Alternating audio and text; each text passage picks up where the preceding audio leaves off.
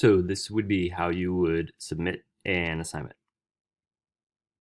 I go to the assignment, and if you click here, it'll take you directly to the bottom where you see something that says file upload, and then you can choose your file.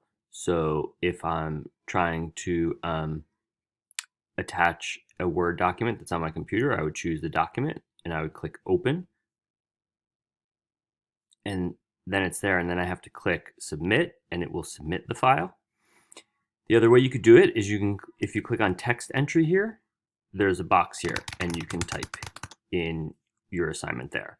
So sometimes I'll give you the option of both. I'll say you can do text entry or a file upload. Sometimes I might ask, like for example, when we're doing a formal essay assignment, I'll say like I want a file upload so that I can mark it up because I can't mark up text entry in Canvas.